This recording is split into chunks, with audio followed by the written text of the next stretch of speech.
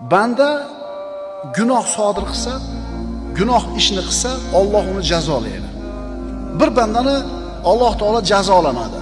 Bitta gunoh qildi, ikkita gunoh qildi, uchta gunoh qildi, lekin jazo kelavermadi.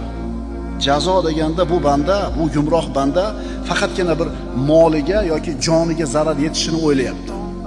Qaytaramiz. Bandadan, mo'min bandadan gunoh sodir bo'lsa, Allohdan jazo keladi. Shu bandani Alloh qancha ko'p yaxshi ko'rsa, qancha yaqin bilsa o'ziga, jazo tezroq keladi. Mo'min bandadan gunoh sodir bo'lsa, agar Alloh shu bandasini o'ziga yaqin olib yaxshi ko'rgan bo'lsa, jazoni tezda berar ekan. Endi biz aytayotgan bu gumroh banda bitta, ikkita, uchta, 10 ta gunoh qildi, jazo kelavermadi.